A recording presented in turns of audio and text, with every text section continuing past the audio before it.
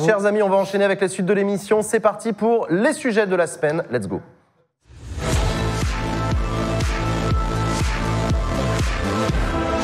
Alors, l'actu de la semaine, c'est comme l'année dernière. L'actu de la semaine, Backseat, ça sert d'abord à ça. Backseat, c'est une émission d'actualité politique. Cette semaine, un seul sujet de la semaine, la réforme des retraites.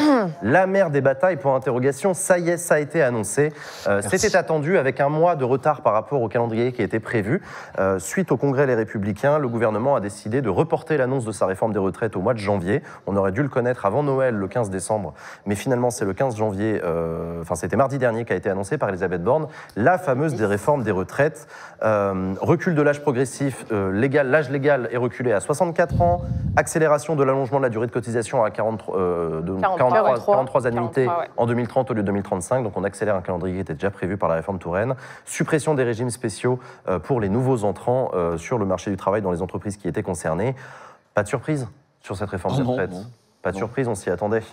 On est passé d'une réforme un peu plus compréhensible quand même. Vous vous souvenez de la réforme de la retraite à points ? Et ouais, c'est aussi ça la nouveauté, ouais. La réforme, tu peux le rappeler, effectivement. Alors, je ne saurais pas la décrire parce que personne n'avait rien compris. Enfin, moi, je fais partie des gens qui n'avaient rien compris à cette réforme, je dois l'avouer. Mais bon, c'était une réforme à points. Personne ne comprenait rien. C'est quoi, en 2019 2019. C'était jusqu'en 2020 qu'elle a été, juste avant le Covid en fait. Exactement. Elle a été, Le gouvernement a dit on repousse, le Covid est arrivé, et puis la présidentielle est arrivée, et là Macron a dit on attendra peut-être le second quinquennat pour voir comment ça va se passer.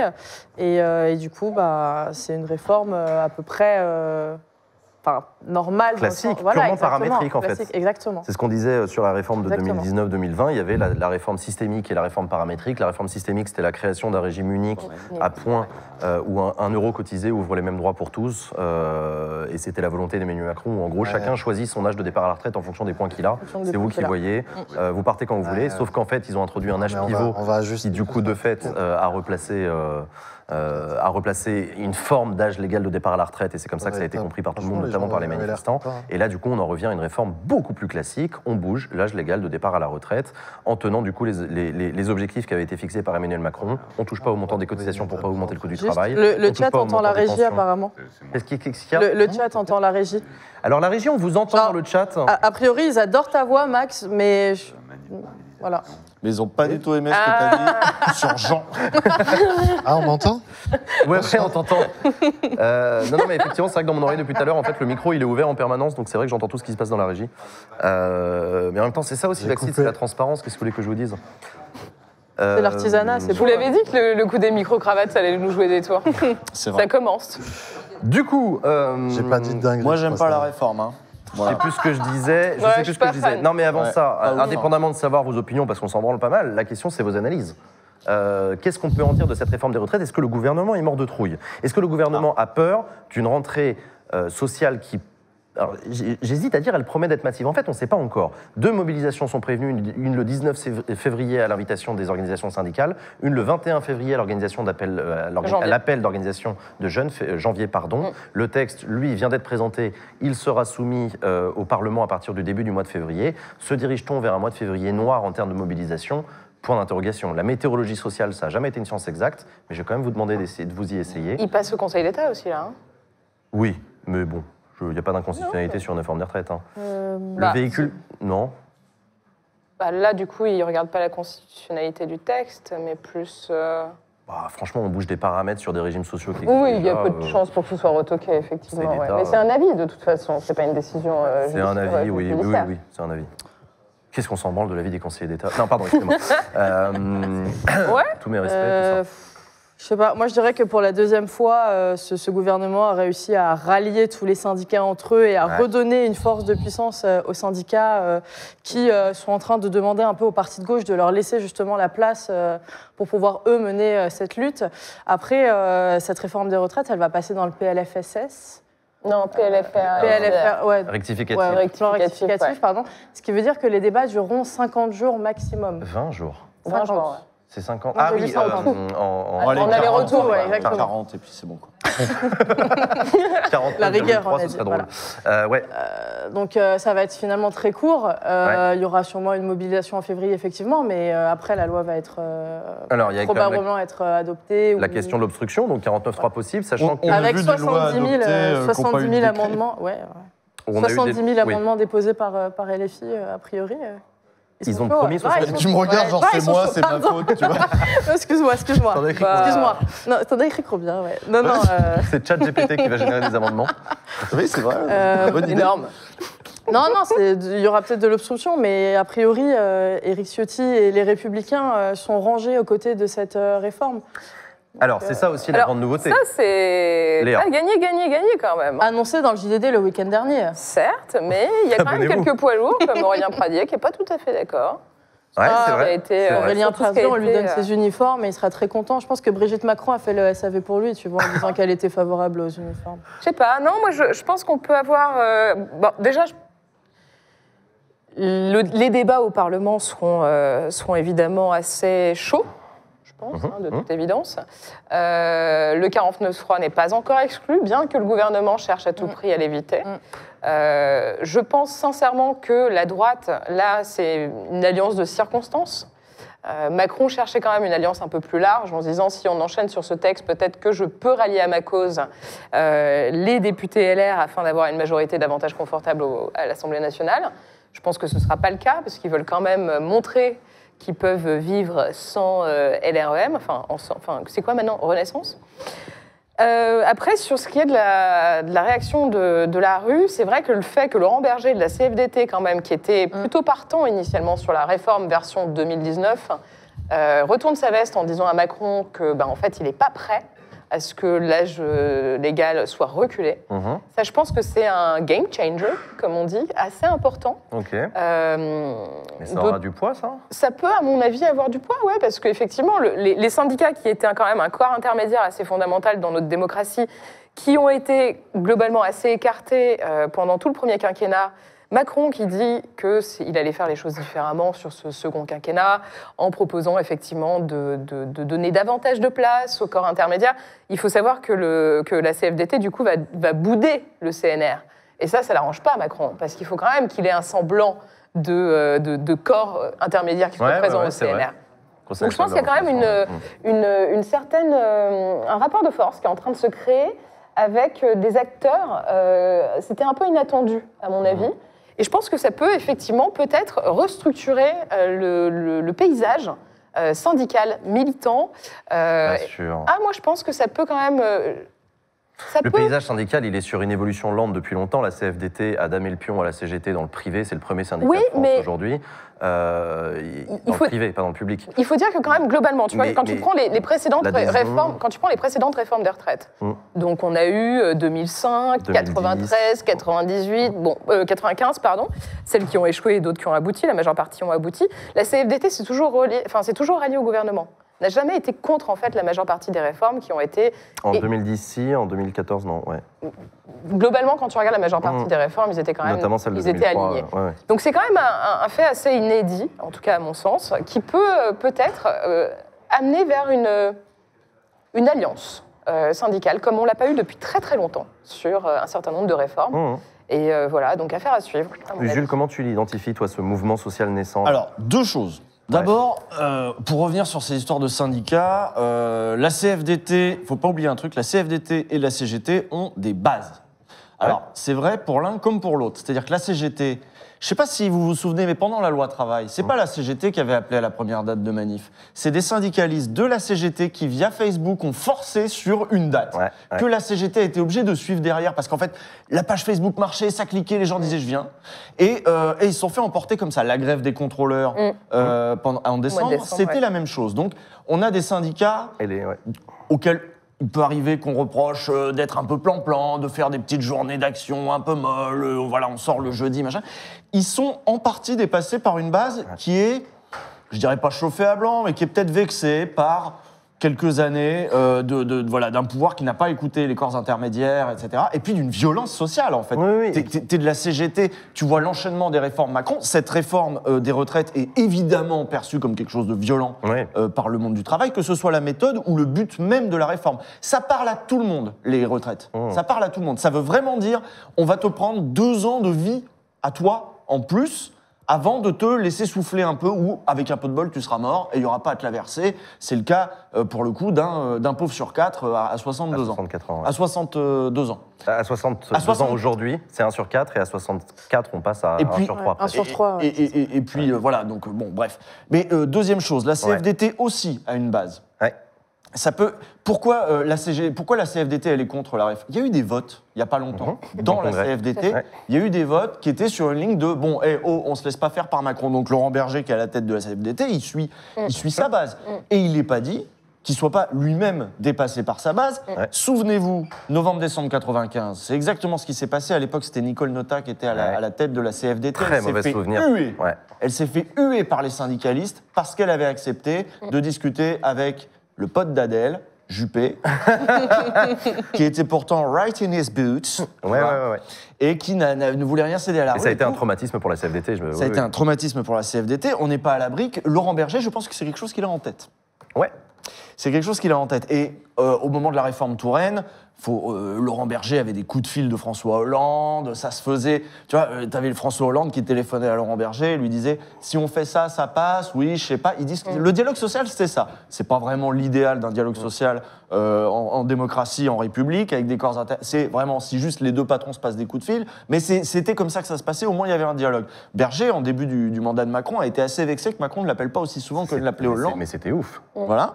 C'était en plein débat sur les retraites, je me souviens, donc la première réforme des retraites, Laurent Berger, invité de la matinale de France Inter, la question lui est posée par Nicolas Demorand, qui lui dit « Ça remonte à quand la dernière fois que vous avez eu le président de la République au téléphone ?» Il répond « C'était il y a 3 mois, je crois. » Et c'était choquant comme réponse. Genre, le mec est à la tête de la première centrale syndicale des travailleurs du privé et le président l'a pas appelé. Tu te dis, mais c'est lunaire. Enfin, c'est le premier mec que tu dois appeler. Le premier à qui tu dois discuter, essayer de parler. Et non. Bah surtout que c'est un potentiel allié. Je veux dire, quand tu regardes le positionnement historique... Et quand bien même ça l'est pas, tu dialogues tout le temps. Même Sarkozy dialoguait en permanence. Tout le temps, ils discutaient. Ils n'étaient pas d'accord, mais ils parlaient avec le patron de la CGT, de la CFDT, au téléphone. Voilà, on se parle. Ouais, Hollande avec la loi travail aussi. Il avait même réussi à faire signer la CGT. Et puis, c'était pareil aussi avec, au début du quinquennat de François Hollande, où il y a eu un accord interprofessionnel qui a été signé avec la CFDT. Enfin bref, il y a eu des expériences de dialogue social. Emmanuel Macron, mais ça revient à ce que je disais au début de l'émission, c'est vraiment pas son truc, le dialogue. C'est sûr, ouais. C'est Là, j'ai fait mon premier point, qui est les syndicats ont des bases. Le deuxième. Qui peuvent les dépasser. Le deuxième point, c'est que, mine de rien, il y a un truc que vous avez peut-être oublié, mais qui, à la fin du Covid, a été assez intéressant, c'était plus jamais ça. Le truc de une discussion entre à la fois la CGT, Attac, un peu les partis, mais surtout les assos entre elles qui disaient qu'on fait une lettre commune, machin. Et mine de rien, ça a été une prise de contact, ce moment-là. Ouais. Ça n'a pas forcément marqué les esprits. Le fait est qu'il y a du travail qui s'est fait derrière, ensuite, au long cours. Ce qui fait qu'aujourd'hui, par exemple, la CGT qui a évolué, parce qu'elle aussi, il y a des votes en interne. Par exemple, elle a évolué sur la question écolo. Ouais. Martinez qui est en train de jouer ces 2 derniers mois à la tête de la CGT. C'est-à-dire que là, il peut potentiellement être à fond. C'est clair. Non, mais c'est vrai. Non, mais il n'a pas spécialement grand-chose à perdre. Voilà, c'est son barreau d'honneur. Voilà. Et les partis sont en train de parler avec les syndicats. Vous le voyez pas, parce que les médias nous font la grande truc de, ils aiment trop dire Mélenchon, les syndicats, tout le monde n'est pas d'accord. Ils aiment trop dire qu'ils sont pas d'accord. Mais en même temps, c'est pas eux qui sont invités aux réunions où les gens discutent. Et les gens discutent. Donc les partis et les syndicats et les assos s'entendent mieux ensemble que ce que vous ne pouvez penser. Les journalistes... Que ce qu'on a vu au cours des 5 dernières années aussi, avec les divisions à gauche, avec les machins. Oui, mais non, c'est vrai. S'il s'agit de faire une grosse manif pour la réforme des retraites, je pense qu'il y a une base commune qui peut mettre d'accord à gauche. Et ensuite, je pense que les orgas vont être dépassés. C'est-à-dire que va y avoir là où ça peut faire boule de neige, c'est que je pense que la mobilisation va largement dépasser ces cadres traditionnels et que les journalistes et le gouvernement, a fortiori, se focus peut-être un petit peu trop sur les syndicats, les partis, ils se rassurent en se disant ils sont pas d'accord, ils n'ont pas mis la même date, il y en a c'est le 19, il y en a c'est le 21. Oui, on s'en branle. Mais si ça embraye dans la société, et hier BFM tweetait qu'il y avait une note des renseignements intérieurs qui disait ça peut prendre grave en fait. Oui, Eh ben, oui, c'est oui, non, oui. Tu sais Non, ce mais que je on pense sait des ce notes que de ça vaut, renseignement, celle qui tu vois. fuit, celle qui fuit pas. Celle du cousin. Non, mais bien sûr. Mais, Non, mais je vois ce que tu veux dire. D'autant qu'il y a un truc, je vais aller dans ton sens. il y a une colère en disant, sociale. Il y a aussi un scénario dans lequel le mouvement n'est absolument pas maîtrisé et devient un mouvement de type gilet jaune, c'est-à-dire Oui, un bien truc que personne n'avait jamais vu avant. Il se trouve que les gilets jaunes s'étaient perlés le samedi, c'était un truc nouveau, on n'avait jamais vu ça. tout à fait. C'est possible que ça prenne un virage qui n'a été anticipé par personne. Que personne n'ait la main sur le truc et tout. Donc il y a un monde effectivement où cette surtout colère qu'il y a sociale se traduit dans un mouvement qu'on n'a jamais Un vu. peu trop protéiforme, mais justement, c'est ça. Trop ou qui- pas assez, j'en sais rien, c'est pas à moi de juger, mais effectivement, on est peut-être à l'aune Oui. d'un truc qu'on n'a Oui. encore jamais vu. Et c'est vrai que ces dernières années, on a vu les flics qui jettent des menottes, c'était un symbole très important. Même la police judiciaire qui tourne le dos au préfet. On a eu pas sûr qu'on se Nuit comptait debout, sur les Gilets flics, là, pour la jaunes. retraite, mais- Non, mais ça va dans le sens de ce que tu disais Oui, sur les oui. syndicats tiennent pas leur base. Oui, oui, c'est vrai. Les mecs sur Facebook réussissent à être plus créatifs et à taper beaucoup clair. mieux les JT que l'énième communiqué de la CGT. Enfin, de tu vois, c'est- Martinez. Et de Martinez et tout. Ouais. Donc, je suis d'accord avec toi. Il y a un monde dans lequel ce mouvement social prend un virage étonnant. Je ne sais pas. Il y a aussi un monde dans lequel ça s'essouffle. Alors, le mot essoufflement, il est galvaudé. J'en ai marre de le dire. Je ne sais pas. Ouais. N'oubliez pas Parce que tu l'as dit, 50 jours de débat et on passe au sujet suivant. Je Oui, sais pas. va falloir y arriver, parce qu'il y a un truc, c'est que, là, par exemple, si on bloque les raffineries, C'est ce qui est prévu. c'est ce qui est C'est ce qui prévu. est prévu. Si on bloque les trains, si on bloque ceci, si on bloque cela, c'est pas comme occuper les ronds-points, ça. Si la raffinerie est bloquée, elle est bloquée. Hein. Ah bah on l'a vu, on a vu la trouille que On ça l'a a vu, foutu à tout le monde l'été on dernier, a vu ouais, des départs de feu quelques mois plus tôt. Bon, bah si là, c'est beaucoup plus massif, et surtout, c'est important, s'il y a un mouvement, j'ai envie de dire, culturel derrière, d'accompagnement de ce mouvement en disant non, les Français sont majoritairement opposés à cette réforme, Ouais. la violence de Macron dans sa manière de faire passer les choses, et là, on retrouve cette idée le 49.3 a été perçu par les Français en général. L'utilisation du 49.3 a été perçue par les Français en général comme une violence démocratique. Si tu ajoutes, si cette colère s'amalgame, le mot d'ordre de non à cette réforme des retraites, qui est objectivement une réforme pour nous faire suer le burnou, bon, ça peut prendre. Ça peut prendre et ça peut prendre en dehors des cadres qu'on regarde. Là, on regarde que dit Martinez, que dit Berger. Il y a des endroits où on ne peut pas regarder et c'est peut-être là que ça va prendre. Il y a on un est- aspect aussi. On est nombreux, j'ai vu. Non, alors déjà on est très nombreux, mais on est passé à 70 000 balles, mais c'est redescendu à 69. Bah, rendez parce qu'en l'argent. fait, Il y a quelqu'un qui a Non, changé non, non, d'avis. il y a des mises à jour sur Utip, à chaque fois c'est ça sur mon live, donc voilà. Et en plus 69 c'est rigolo, MDR, nice. Merci beaucoup pour vos dons. D'ailleurs je vous rappelle à celles et à ceux qui ne sont pas là que vous êtes évidemment invités à participer au financement de cette émission Backseat. Si cette émission vous plaît, si vous trouvez qu'elle a du sens, si vous trouvez qu'elle est utile, On dit n'hésitez 15 pas 000, 15 à 000. donner sur le Utip de l'émission. Ce plateau sur lequel vous nous voyez ce soir n'est pas le plateau définitif, c'est un plateau juste pour ce soir, une pré-rentrée. On avait envie de parler avec vous, on avait parlé entre nous. On se retrouvera la semaine prochaine sur un autre plateau. Donc rendez-vous sur la page utip.io/Jean Massier où vous allez pouvoir participer financièrement à cette émission, la rendre possible, la rendre réalisable. Et avec toute l'équipe, on compte sur vous, sur vos dons. On a besoin de 16 000 € par émission pour rendre possible cette production.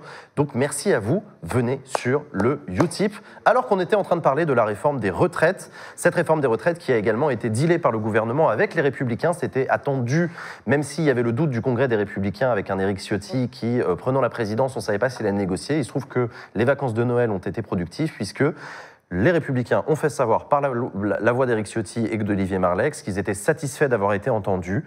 Les Républicains ont réussi à faire passer des trucs auxquels ils tenaient. La pension minimale à 1 200 € pour une carrière complète applicable, y compris aux gens actuellement retraités, donc augmentation de la retraite des retraités actuels, maintien du dispositif de carrière longue, ça les Républicains y tenaient, la pénibilité prise en compte du compte à le retour du compte pénibilité, dis donc, qui a été supprimé en 2017, et ben il est de retour en 2022. Ça valait vraiment pas le coup de le supprimer. 1 milliard d'euros mis aussi dans la prévention de la pénibilité et une amélioration aussi des dispositifs sur l'emploi des seniors, même si ça, c'est un peu un vœu pieux parce que la France est quand même très très en retard par rapport à ses voisins. Donc voilà, les Républicains de leur côté se disent satisfaits. Éric Ciotti l'a redit cet après-midi, nous sommes un mouvement politique, un parti politique de gouvernement, de responsabilité. Donc a priori, on se dirige vers un vote du groupe Les Républicains qui permettrait à Emmanuel Macron de pouvoir compter sur une majorité absolue à l'Assemblée, donc de ne pas avoir à passer par un 49-3. Et je pense qu'il croise très fort les doigts pour pouvoir plier ça le plus vite possible. La grande inconnue, et tu en parlais Usul, c'est ce mouvement social. Quelle ampleur, quelle forme, quelle taille, ça va dépendre beaucoup. Et ça va être un crash test important pour Emmanuel Macron, qui avait connu au cours de son premier quinquennat, dans des conditions politiques différentes, Un gros mouvement. Les Gilets un gros jaunes. mouvement qui était les C'est un Gilets jaunes. crash mais- test aussi pour les oppositions.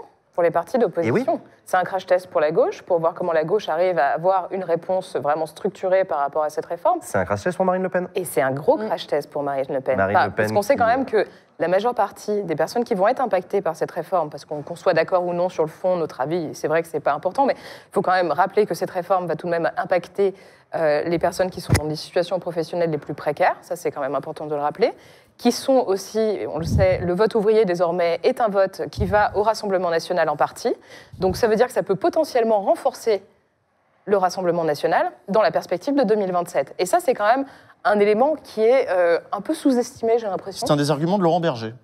Ah oui, c'est vrai. Mais c'est sous-estimé un peu, je trouve, dans les médias. Bah, oui, je suis d'accord avec toi, c'est un bon argument. C'est intéressant. C'est quand même un vrai sujet, quoi. Là, ils sont évidemment positionnés contre, ils sont dans un rôle d'opposition, ça va structurer. Marine Le Pen, Ils sont positionnés. Martinez, la CGT a fait savoir qu'il ne voulait pas de cortège Rassemblement national. Non, mais évidemment, ça vaut quand même le coup de le préciser parfois. Parce que moi, je vois souvent sur le chat des réactions sur « mais je comprends pas, une idée qui est partagée, si c'est entre deux partis, qu'est-ce qu'on s'en fout des étiquettes, ce qui compte c'est de la voter ensemble. » Non mais voilà, l'important c'est qu'elle passe. Oui. On l'a vu sur des motions de censure et tout. Et pourquoi est-ce que la gauche, dis donc, elle est drôlement fermée d'esprit, la gauche, elle veut pas du RN dans ses rangs. C'est un sujet. Donc voilà. Est-ce que Marine Le Pen peut aussi être effacée et que la première des oppositions à Macron soit mieux identifiée comme étant le camp de la gauche? Peut-être. Ça va être vachement intéressant en tout cas à suivre. Moi, je veux que sur Backseat, on reçoive les différents acteurs de ce dossier, ministres, partenaires sociaux, membres du mouvement, etc. Vous imaginez Philippe Martinez ici, là? Martinez, Laurent Berger, les ministres qui portent la réforme, les porte-paroles aussi de cette interassociative, etc. Il y a des choses à dire, on va avoir des choses à dire, ça va être un mouvement social intéressant à suivre. Et indépendamment du mouvement social, c'est aussi un sujet passionnant, celui de notre financement, de notre système de solidarité, de son avenir, etc. Conseil d'orientation des retraites, tout ça, vous allez en bouffer. Les rapports du corps, vous allez voir, ça va y aller. C'est un autre délire que les rapports des comptes, la Cour des comptes. Hein. Quand ça se trouve, je pourrais pas prendre le train parce qu'ils vont faire grève, ces connards à la SNCF. Du coup, on n'aura pas eu tu montes sur un Blablacar. Oh là là. Pas si les raffineries sont elles aussi en grève. Et les bus Macron. Bref, chers amis, cette année, j'ai l'immense plaisir de vous annoncer que sur le plateau de Backseat, nous allons avoir une nouvelle chronique, un nouveau chroniqueur qui va venir nous la présenter lui-même. Il s'agit, vous allez comprendre, du PowerPoint de Vincent.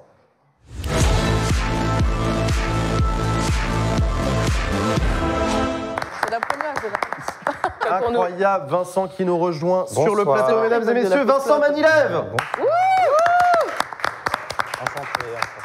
Vincent Manilève, nouveau chroniqueur qui rejoint l'équipe de Backseat cette année, qui viendra sur le plateau chaque semaine nous proposer une chronique, un point de vue. Vincent, pour ceux qui ne te connaissent pas, tu es journaliste, tu es spécialisé des réseaux sociaux, du monde de l'influence, etc. Tu vas nous expliquer.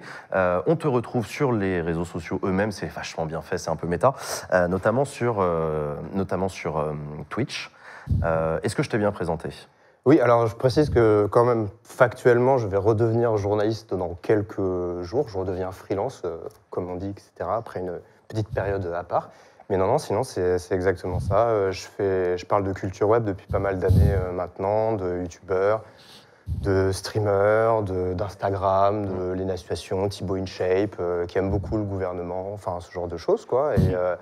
Et ça m'intéresse et je suis ravi d'être là parce que c'est vrai que pour moi, ça me permet de trouver des sujets, des ponts entre la politique, les politiques qui veulent devenir influenceurs, les influenceurs qui n'osent pas trop parler politique. Ouais. Je pense qu'il y a pas mal de matière et donc merci de m'accueillir. Ouais. Bah écoute, merci à toi de venir nous éclairer sur ces points-là parce que, qu'on le veuille ou non, que ça nous fasse plaisir ou non, et quelle que soit la méthode, Internet est devenu un terrain de politique, un terrain politique aussi, tu nous le diras d'ailleurs, tu l'exploreras chaque semaine avec nous. Il se passe beaucoup de choses sur Internet. Pendant longtemps, on parlait d'Internet comme étant un terrain parmi d'autres dans lesquels il se passe des trucs en lien avec la politique.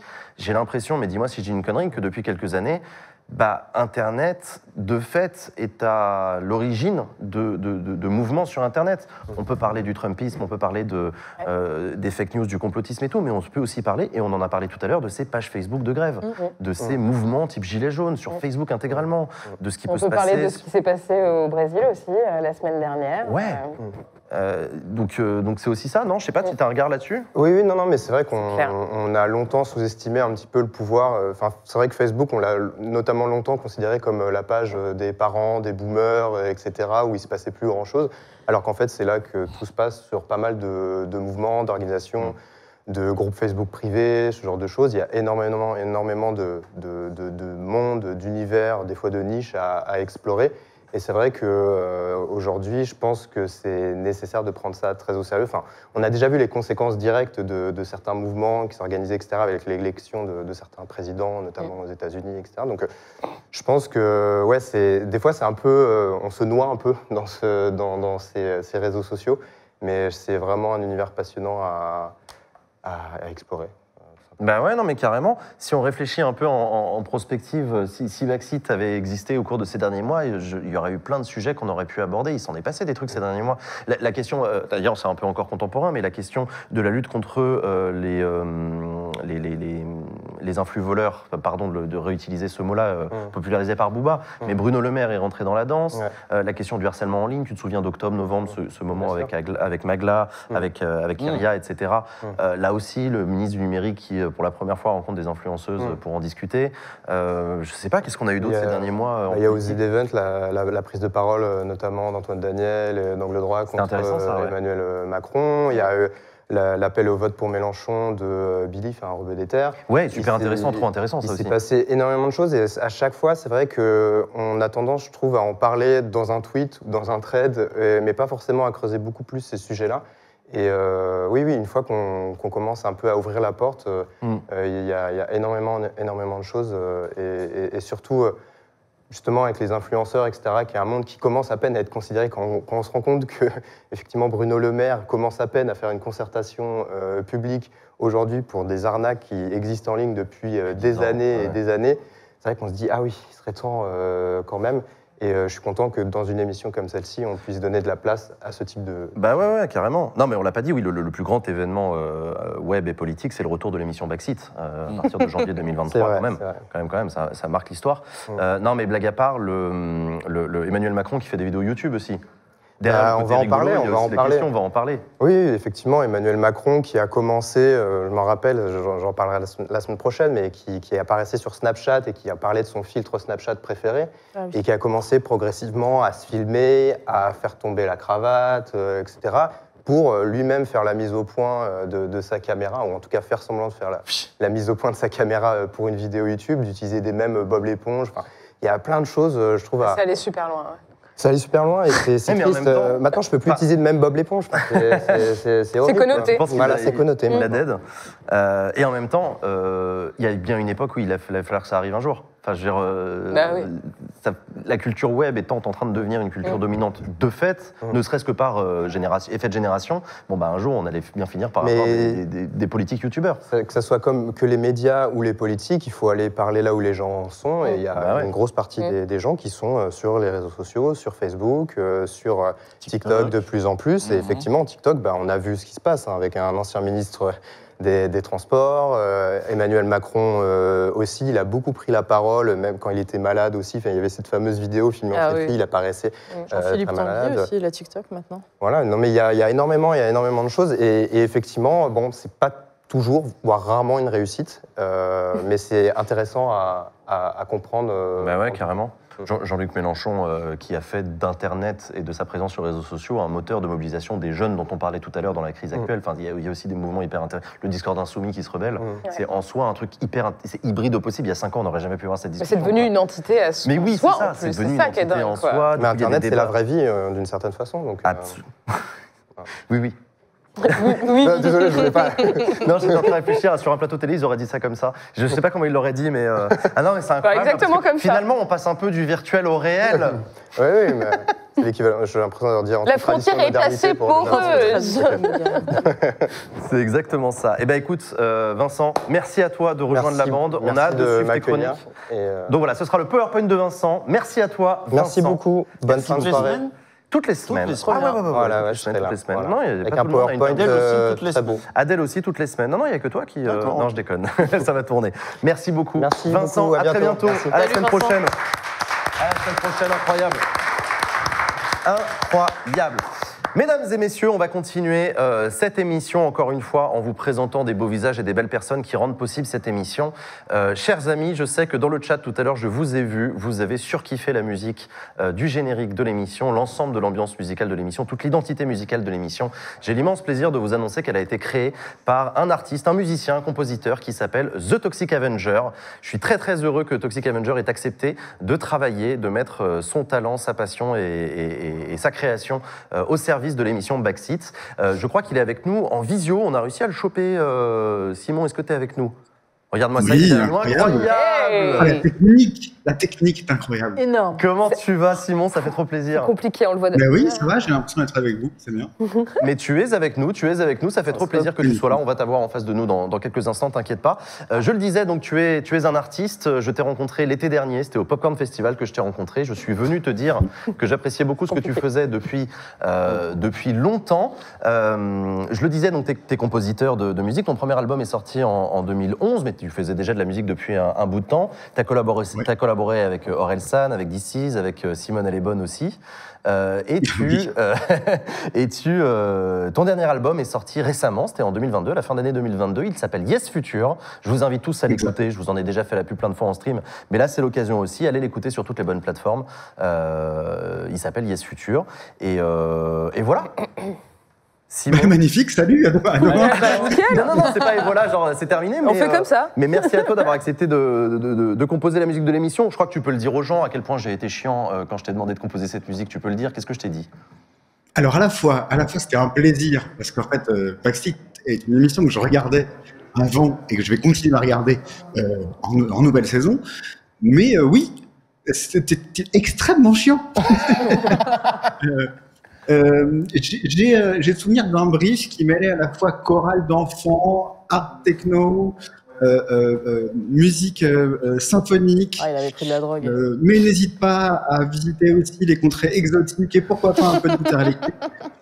Je ne déconne pas, tout ça était dans le mail de brief de départ. C'est vrai, c'est vraiment ce que je t'ai envoyé. Ouais, je suis parti dans tous les sens et voilà. Avec du fait mieux que Chronomusique, s'il te plaît. Aussi. non, mais je t'avais envoyé J'ai trouvé ça salaud, moi, pour Chronomusique. Non, mais on embrasse C'est Chrono, vrai que c'est évidemment. salaud, ouais. On embrasse Chrono. Mais non, je t'avais envoyé ce brief et ce qui s'est passé, c'est que la nuit suivante, je sais pas si t'as fait une insomnie ou pas, mais t'as pondu un premier truc, un premier jet, que tu m'as envoyé en me disant tiens, j'ai travaillé là-dessus, mais t'inquiète, on continue à discuter. Moi, j'ai adoré le premier jet. Ensuite, tu m'as reproposé d'autres trucs que tu as plus le temps de travailler et tout. Et on s'est eu au téléphone et je t'ai dit non, mais en vrai, le premier jet, il était trop bien. Et tu m'as dit, mais je suis d'accord avec toi, c'était post-brief et tout. Et en fait, on est plus ou moins resté dessus, on a retravaillé derrière, mais je suis trop content, quoi. Il est trop bien. D'ailleurs, est-ce que la régie, vous avez moyen de l'envoyer la musique du générique ou pas? Ça va être compliqué, là. Ah! La chorale d'enfants. Les enfants exotiques. Non. C'est le petit cœur de Nouméa. La francophonie, très important. La francophonie Nouméa, c'est pas sérieux, quoi. C'est n'importe quoi cette émission. L'ambiance est au top sur le plateau. Donc voilà, bravo Simon. Moi, je suis méga fan depuis que tu m'as envoyé le premier. Je la réécoute très souvent. Et donc tu as composé ça. Tu as dû aussi travailler en lien du coup avec Nio sur les assets graphiques pour faire le générique, etc. Ah oui, il a bien bossé, hein. Il a bossé bien. Bravo. Ouais, Bravo, il a super bien bossé. Ça a demandé beaucoup de travail à beaucoup de monde. Et je sais qu'en plus, je vous ai pressurisé en décembre dernier parce qu'il fallait lancer le financement participatif et tout. Mais voilà, merci à vous. Donc tu fais partie des visages Toxic Avenger, donc qui a rendu possible cette émission. Merci à toi. Je précise d'ailleurs aux personnes qui nous écoutent qu'on peut te retrouver aussi sur Twitch. Là, tu es dans ton setup de stream. Tu streams de la musique. Tu montres aux gens comment tu composes. Tu discutes avec le chat. Tu composes avec le chat et tout. On te retrouve également sur le podcast Discorama où vous parlez de musique. Trop bien. Et on te retrouve aussi sur la chaîne Twitch Docurama tous les dimanches soirs pour une séance de watching collaborative de documentaires. Allez regarder ça. De vieux docu. De vieux docu. Et ceux dont les gens veulent plus, que les gens veulent plus regarder, tu vois. Exactement. Exactement. Donc n'hésitez pas à aller checker tous ces différents réseaux sociaux. Vous retrouvez évidemment The Toxic Avenger sur tous les réseaux sociaux qui vont bien. Allez surtout écouter son dernier album Yes Future et retrouvez-le sur Twitch aussi. Merci Simon, t'es le meilleur et j'espère qu'on t'accueillera à Paris bientôt dans le public de Avec Backseat plaisir. aussi. Salut Simon, à très bientôt, bonne soirée. Ciao. Salut Simon. Ciao, Salut ciao. Simon.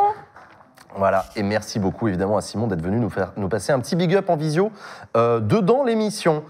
On arrive dans la dernière partie de l'émission, celle où on va essayer de se projeter ensemble. Dans cette année justement de Backseat, on a commencé à explorer d'un point de vue politique, on s'est raconté nos bons souvenirs de Backseat sur l'année dernière, à quel point ça nous a manqué aussi qu'il n'y ait pas d'émission et tout. C'est un peu voilà, la question ouverte entre nous, comment est-ce que vous abordez cette année d'émission ? Comment est-ce que vous voulez voir Backseat évoluer ? Moi, j'ai mes idées et j'en parle à mon chat, mais ça m'intéresse aussi que vous me disiez dans quoi vous projetez cette émission, qu'est-ce que vous voulez réussir à faire passer, c'est quoi je sais pas, les KPI du succès de l'émission ? Oh la vache. Non, je sais pas, dites-moi. Sacha.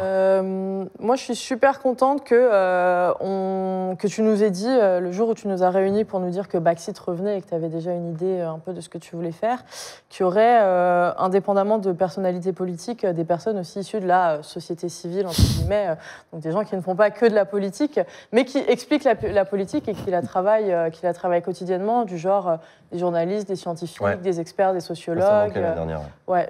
Bon, je sais pas, mais en tout cas, ça apportera un autre regard, je pense, que le discours un peu politicard qu'on peut entendre. Parce que c'est difficile quand même de les sortir parfois un peu de leur discours un peu on y arrivait bien quand même. C'est pas pour nous Non, jeter non, des on y fleurs, arrivait bien. mais on a eu des moments assez cool quand Non, même. je suis d'accord. Mais je trouve ça intéressant de voir, de prendre un peu de recul sur la matière politique et justement d'avoir des gens qui vont nous apporter des regards un peu plus experts, entre guillemets peut-être, ou alors des journalistes qui traitent la matière au quotidien et qui disent là, j'ai eu un tel en interview, ça s'est passé comme ça, je l'ai senti comme ça, il y a un moment, il a hésité, donc je l'ai senti un peu plus comme ça.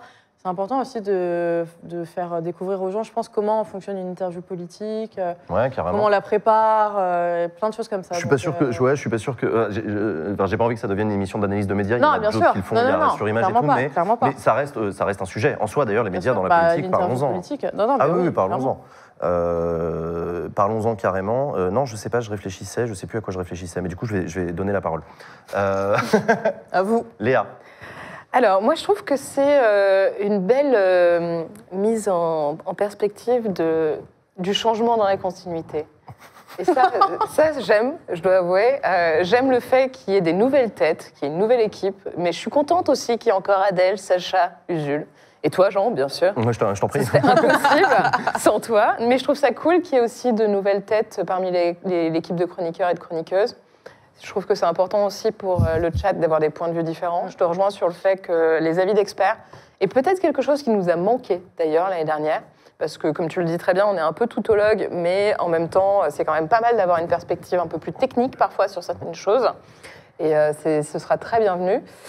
Pour ce qui est de mes objectifs personnels, moi j'ai toujours prévu de venir apporter mes éléments, mon approche genrée de la politique et ma bonne humeur, bien entendu. Et il y a bien un objectif que je me suis fixé cette année, c'est de tous vous niquer au quiz à la con. On l'a vu tout à l'heure. C'est dit, hein. Voilà. Donc, et merci de ta confiance. Non, mais je t'en prie. Usul. Moi, je pense que beaucoup a été fait, d'ores et déjà. Mais je pense qu'il faut continuer et approfondir. Il faut aller plus vite, il faut aller plus fort, dans la même direction. C'est le retour. évidemment. Titre. Dans le monde dans lequel on vit. Mais croyez bien que nous sommes déjà au travail. Mes équipes sont en train de travailler les prochaines réponses du quiz à la con. Voilà, nous sommes au travail, nous sommes concentrés et l'action est déterminée, la main ne tremblera pas. Peu importe mieux. les oppositions et les critiques Ça nous des avait- uns ça nous ou avait des autres, manqué, tiens. cela ne Nous regarde pas. Regarde non, pas. nous déstabilisera pas. Ah non, ça c'est sûr. Non, c'est vrai. ça c'est Contre sûr. toutes les calomnies d'ailleurs. La pente est forte, mais la route est droite. Absolument, Voilà. c'est tout à fait juste. Ouais, un truc aussi, on en a parlé, mais recevoir des influenceurs. L'année dernière, j'avais fait un choix éditorial, c'était qu'on reçoive des personnalités d'Internet, quelle que soit leur plateforme, pour qu'ils viennent nous parler de leur rapport à la politique. J'étais très content de cet exercice, j'étais très content qu'on le fasse chaque semaine. Ça avait un sens particulier, puisque présidentielle. Présidentielle, on invite les gens à voter, c'est l'élection la plus importante dans notre histoire politique. Donc, il y a un moment où... tout le Call monde to se- action. Il y a un moment où, du coup, ça devient intéressant d'interroger les gens à ce moment-là particulier. Non, mais il est très bien. Et voilà. Cette année, je veux qu'on continue à inviter nos amis d'Internet parce que, c'est ce qu'on disait d'ailleurs tout à l'heure avec Vincent, ça fait partie du monde réel et c'est pas des extraterrestres, bien au contraire. En revanche, je voudrais qu'on les invite parce qu'il y a une actu particulière qui le justifie. Tu vois, on a parlé de Rebeu d'Ether tout à l'heure. Très intéressant, Rebeu d'Ether, un influenceur qui à plusieurs reprises a fait part de ses opinions politiques personnelles, ce qui est rare, ce qui a dû pas être facile pour lui et tout. Typiquement, le genre de mec que ça m'intéresserait de le recevoir sur ce plateau pour aborder avec lui comment ça s'est fait et pourquoi, etc. Et puis après, les influenceurs font aussi partie du monde politique puisque ça peut leur arriver de prendre des positions, de lancer des initiatives, de rejoindre des assos pour plein de raisons. Et venez nous en parler sur le plateau de Backseat, ça nous intéresse. Donc voilà, donc on continuera à recevoir des potes de Twitch, de YouTube et tout, mais dans des conditions plus liées à l'actu. Parce que ça, grosso modo, c'est un peu le changement cette année. Je veux vraiment que Backseat soit beaucoup plus lié à l'actualité de la semaine, au truc du moment, que ça devienne un rendez-vous d'infos, d'actu surtout, politique, et qu'on retrouve sur le plateau de Backseat les gens qui la font, cette actu de la semaine, et pas forcément une émission qui, ça pouvait arriver l'année dernière, mais c'est normal, était un peu détachée de l'actu, mais en même temps c'était intéressant toutes les semaines, on avait toujours des jeux. De toute façon, c'était la présidentielle, t'as toujours des questions à poser à tout le monde sur la présidentielle. Avant d'arriver le jeudi, on était un peu frustrés parce qu'il s'était passé un truc de dingue dans la journée, on était là, mais on peut pas tout changer non plus. Donc voilà, et donc d'ailleurs, ça n'a pas toujours été facile l'année dernière d'accueillir des personnalités politiques, pour plein de raisons différentes. Il y en avait qui, de toute façon, s'en foutent des jeunes, ne voulaient pas leur parler. Donc on dira pas de nom. Hein. Non, mais c'est ça. Il y en avait qui étaient morts de trouille, parce que pour eux, il y en avait qui étaient morts de trouille. On donnera pas de nom non plus. Non, je ne donnerai aucun nom, mais qui ne voulaient pas venir parce que je ne vous connais pas, je ne sais pas qui vous êtes. Et puis, j'ai pas le contrôle. Non, mais il y avait aussi c'est qui ces chroniqueurs, d'où ils viennent, qu'est-ce qu'ils vont dire et tout, je ne maîtrise pas assez le truc. Il y en avait qui ne voulaient pas venir parce qu'ils nous trouvaient trop indépendants et que les questions, ils me disaient, ils vont me poser quoi comme question les chroniqueurs? Je dis, je sais pas, on verra. Je prépare l'émission le mercredi matin, mais de toute façon, je vous donnerai pas les thèmes. Je dis, non, mais ça, moi, ça me plaît pas, je voudrais plutôt parler de ça. Oui, on pourra en parler si vous voulez, mais enfin, il y aura aussi d'autres questions. Donc, c'est déjà arrivé. Et donc, voilà. Ceci étant, et je vous le redis encore une fois, les personnalités politiques qu'on a reçues sur ce plateau, ceux qu'on a invités et qui n'ont pas pu venir pour plein de raisons et tout, nous ont tous dit que c'était une invitation qui voilà, pour la plupart d'entre eux, ça les touchait dans le sens, c'est important pour moi de parler aux jeunes. En fait, ils sont assez lucides, les politiques, contrairement à ce qu'on pense, ils sont assez lucides sur la déconnexion des politiques et des citoyens, sur le fait que les jeunes sont à 1 milliard de kilomètres de la réalité du politique, ou que eux soient à 1 milliard de kilomètres des jeunes. Donc Backseat, ils le repèrent aussi dans leur scope comme un truc intéressant sur lequel il faut être et tout. Donc moi, j'en suis très content. Si Backseat, ça peut être le lieu de cette rencontre, c'est cool. Je suis parti dans un monologue d'auto-justification de mon émission. Non, ça va, du coup, Usul, qu'est-ce que t'attends? Hein? Mais Usul, il a déjà dit. Vous avez pas. Si, moi je peux dire que ce que j'attends qu'il soit nouveau cette année, parce que c'est comme tu l'as dit l'année dernière, c'était une année de présidentielle, donc on était tous focus sur notamment la vie des partis, les compétitions internes, la primaire populaire, on y a passé un peu de temps aussi. C'était pas inintéressant. Ah bah non. La preuve, c'est eux qui sont en train de gagner à LFI. Bien sûr, mais là, cette année, ça va être une année plutôt de mouvement social. Peut-être. De mouvements sociaux, d'ailleurs, il y en a déjà eu, il va y en avoir d'autres. Mais de toute façon, voilà, c'est une année il n'y a pas de grosse élection cette année. Voilà, il y aura les européennes. Les sénatoriales. Tard. Comment tu parles Mais on vote pas, nous, aux sénatoriales. Non, mais on s'en branle un peu. Non, mais ça va, vas-y, continue. Bon, on en parlera, on sera obligé parce que tu vas dire on parle des sénatoriales. Je vais vous l'imposer celui-là. Voilà. Moi, j'adore. Donc on va être obligé, on va faire de la pédagogie sénatoriale. Plus c'est chiant et plus mouvement social. Non, alors, mouvement social, et d'autant que c'est pas, encore une fois, Backseat n'est pas une alternative aux médias traditionnels, Backseat n'est pas mieux que les autres émissions politiques et tout, c'est juste quand même. Évidemment. Oui. Mais tu vois ce que je veux dire, Backseat n'a vocation à donner de leçons à personne. Ceci étant, je souhaite qu'on soit exigeant sur notre manière d'aborder un mouvement social, qu'on ne tombe pas dans la nullité de certains plateaux télé sur le décompte du nombre de manifestants, préfecture versus machin, les violences. Il y en a d'autres qui le font pour nous. Le contrôle par la police, etc. Tout ça est très intéressant, mais on ne fait pas de l'info en continu, donc on ne va pas être là pour dire ça. J'attends aussi de nous, collectivement, qu'on aille chercher des interprétations, qu'on donne des clés de lecture de la compréhension. Qu'est-ce qu'on est en train de vivre? Est-ce que c'est important? Est-ce que ça l'est pas? Est-ce que ça rappelle, et tu l'as fait tout à l'heure avec 95, est-ce qu'il y a de la dimension politique, européenne? Qu'est-ce qu'on voit dans les autres pays? Au Royaume-Uni, il est en train de se passer des trucs depuis plusieurs mois dont on parle très peu en France. Peut-être qu'on va avoir des points intéressants, et c'est sur ce plateau-là que je voudrais qu'on en parle. Je me demande pourquoi on en parle si peu en France. Non, mais c'est... Complot? Manipulation? Macron? Certainement pas un hasard. Macron, il appelle les rédactions. L'inflation, On Donc voilà, qu'est-ce oui, que j'ai pas dit l'inflation. Ça parle de toute façon, l'inflation, le Royaume-Uni. le chat, qu'est-ce que vous attendez de En fait, cette la émission révolution est venue de l'augmentation du prix du pain. Où ça? La révolution française est venue de l'augmentation du prix Entre du pain. autres, ouais. Et puis En au Chili, partie. c'était le ticket de métro. Bon, bah voilà, Voilà, ça peut partir de... le pass Navigo qui passe à 84 balles par mois, la baguette qui va finir par coûter 2 €. Eh oui. les ingrédients sont là. Les ingrédients sont là. Nucléaire. Pour la Alors oui, grève on générale. parlera aussi d'international. Il y en a qui le font remarquer, bien sûr. Contexte de guerre en Ukraine, contexte de crise mondiale, etc. Évidemment que ça va faire partie de l'actualité. L'Iran. Et je souhaite qu'on en parle. L'année dernière, on en a parlé. Ouais. Et on a été assez exigeant d'ailleurs éditorialement pour parler de ça. Oui. On avait même fait un sujet sur la crise des sous-marins nucléaires. Bah, on a même parlé de l'Ukraine avant que n'importe quel média s'en saisisse véritablement. Je me souviens qu'on avait, C'est vrai. on avait galéré pour trouver des sources. Moi, j'avais rien trouvé dans les journaux. J'étais obligée de Et lire on des journaux s'était justement dit étrangers. qu'on prendrait beaucoup de recul vu qu'aucun de nous n'est expert en géopolitique ni en guerre. Quoi. Il y a quelqu'un qui dit pas assez de politique aujourd'hui. J'accepte la critique. bah oui, Aujourd'hui, oui. c'est Bah, une c'était émission pas le un peu but, particulière. voyons. C'est on se retrouve, On a quand même parlé de Bois ce qu'on a un raté, coup, on a on parlé de la réforme des parle, retraites. Et on a... Bon. Mais ok, d'accord, j'entends. Vous savez, c'est difficile l'équilibre de Backseat parce que entre ceux qui veulent que ça parle beaucoup plus de politique et qui disent mais arrêtez le quiz à la con, c'est nul. Moi, je suis passionné. De toute façon, je veux que vous parliez de Gramsci. Et les autres qui disent de toute façon, moi la politique j'aime pas, je regarde que parce que c'est marrant le quiz à la con et les chroniques d'Adèle. Bon bah c'est difficile de voilà. Donc on essaie de contenter tout le monde. On fait plaisir à tout le monde. On fait plaisir à tout le monde. 3 voilà. heures, vous allez avoir Au 3 pire, heures. au pire, donnez de l'argent et rejoignez l'émission que quand ça vous arrange. Ça marche aussi. Alors oui, au demeurant, prenez dans cette émission ce qui vous y plaît. Il y a plein de gens qui d'ailleurs, c'était marrant, il y a des gens qui me disaient l'année dernière, je suis désolé, enfin, qui s'excusaient en disant vraiment, moi, l'invité politique, j'arrivais pas à regarder. Mais c'est pas grave, c'est ok, je comprends qu'il y a un politique hein. ou pas. Ouais. Et à l'inverse, il y en a qui me disaient, alors, vraiment, les influenceurs, moi, je regardais jamais, ça me saoulait. Très bien, tant mieux. Enfin, voilà, prenez ce que vous avez envie de prendre dans cette émission, elle est là pour vous. Donc voilà, une rubrique jeux vidéo. Ouais, vous êtes gentil, mais il y a Non. pas.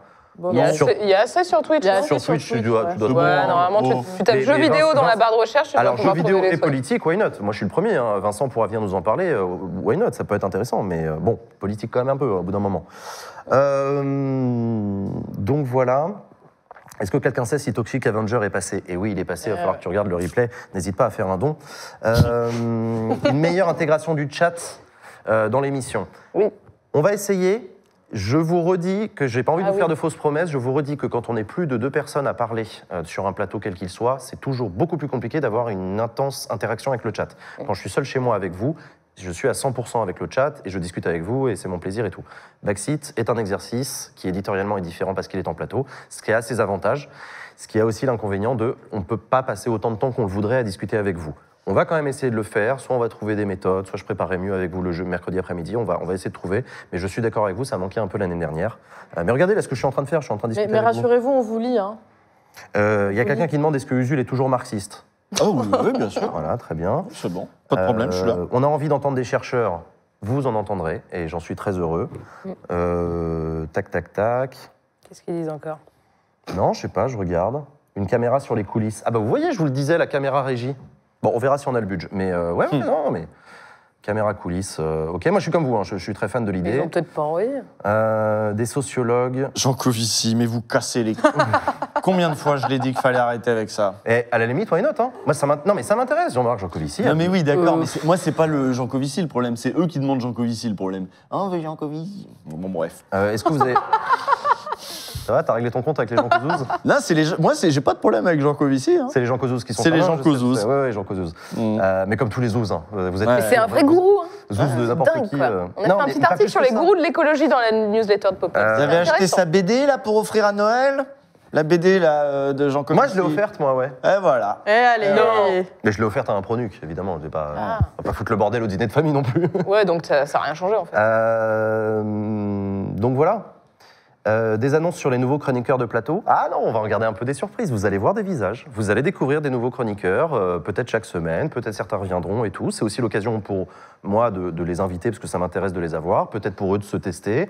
Peut-être qu'il y en a qui vont tomber fou amoureux de l'exercice et que vous allez trouver très intéressant, donc ils reviendront plus régulièrement. Peut-être que d'autres, ce sera plus ponctuel. Je veux aussi que Backseat s'ouvre et que vous ayez d'autres regards, d'autres analyses. Ouais, carrément. Donc voilà quoi. Bon, ils veulent des intellectuels, ils veulent Moi, leur j'ai don. vu qu'on avait demandé Piketty, mais. Ah ouais, alors- c'est Piketty, je crois. Ah ouais, Je vais le peut-être moment réexpliquer de pour faire la, le pour la point, là. millième fois. Le côté, est-ce que vous pouvez, s'il vous plaît, inviter telle personne dont j'adore le discours politique, n'est pas une très bonne manière de m'inciter à inviter cette personne. Parce que si vous êtes passionné par ce que dit cette personne, j'ai aucun intérêt à l'inviter, parce que vous savez déjà ce qu'il dit, vous l'avez déjà entendu, vous voyez déjà qui c'est. Donc le côté fan service, vous le trouvez déjà sur YouTube. Je vous invite, si vous êtes fan de Piketty, à taper Piketty sur YouTube. Vous avez des conférences à rallonge. Ça vaut pour Frio, ça vaut pour Lordon, ça vaut pour tout le monde. Ces gens-là, je les inviterai avec énormément de plaisir s'il y a une actualité particulière qui justifie le fait d'avoir leur regard au regard de leur propre actualité, s'ils ont sorti un livre, si ça a un lien avec un truc, une réforme, machin.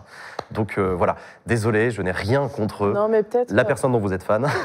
C'est pas parce que je ne l'invite pas que je le déteste, ou qu'il n'est pas le bienvenu, ou qu'il est intéressant, c'est jamais dit ça. Mais ça, faut le mettre au point au bout d'un moment, désolé. Et du coup, c'est con, hein, vous avez failli avoir Jean Covici, mais... Si vous n'aviez pas demandé... Ça vaut pour Frio aussi, hein. Voilà, pareil, il y aura, ah oui, ça aussi le disclaimer, mais ça vous le savez, il y aura sur Backseat des responsables politiques que vous n'aimez pas, qui défendent des idées que vous n'appréciez pas, voire même contre lesquelles vous luttez. C'est comme ça. Voilà. Backseat n'est pas une émission de fan service en faveur d'un camp plutôt que d'un autre. Il y a des lignes rouges, vous les connaissez, l'extrême droite n'a pas sa place sur cette émission. En tout cas, dans nos analyses, bien sûr que si, mais sur le plateau, non, ils ne seront jamais invités. En revanche, du reste, sur l'ensemble du reste du paysage politique, on va recevoir des gens. Pareil, si ça vous est insupportable, n'hésitez jamais à ne pas regarder une émission où il y a quelqu'un que vous ne supportez pas et dont vous ne pouvez pas entendre le discours. C'est pas grave, il n'y a aucun problème. C'est cool. Donnez quand même. Vraiment, c'est cool. Non, mais vraiment, voilà, c'est cool. C'est cool. Après, si vous jugez la qualité d'une émission au discours tenu par ses invités, bon, c'est votre point de vue. Oui, sachant qu'on n'est pas responsable de ce que disent les invités. Il a mis les points sur les i et les barres sur les t. C'est important. Il a mis les points sur les i et les barres sur les t. Ça va mieux en le disant, vous le savez. Est-ce que vous pouvez inviter Jean Covici? Je le déteste. C'est l'autre manière de le dire. Voilà, c'est l'autre manière de le dire. Oui, du coup. Donc voilà, des femmes, oui, je suis d'accord avec toi, bien évidemment, mixité, diversité, ça fait partie des objectifs, bien entendu. Je vais le bloquer. Mixité, diversité, on va faire au mieux, bien entendu. Voilà. C'est bon, j'ai vu, oui, j'ai vu tous vos messages, Giscard, ça va être compliqué. Mais oui, j'ai vu Clément Viktorovitch, oui, voilà, vous inquiétez pas, on les a en tête, voilà. Est-ce qu'on n'arriverait pas, dis donc, à la fin de cette émission? Déjà. Non, ah bah oui, parce qu'en plus, il n'y a pas eu de pause. Non, il n'y a pas eu de pause, Il y en aura dans les prochaines, vous inquiétez pas. Chers amis, je vous le répète une dernière fois, ce plateau n'était pas le plateau définitif. J'en profite pour remercier toute la régie, toute la technique et toutes les personnes qui ont préparé cette première émission. Une émission de pré-rentrée qui était faite pour vous retrouver, pour nous retrouver. Continuez à donner du pognon, la campagne de financement participatif va continuer jusqu'à la fin du mois de février. Merci pour votre soutien. C'est la fin de cette première émission de Backseat. Ciao tout le monde, salut, bye, au revoir.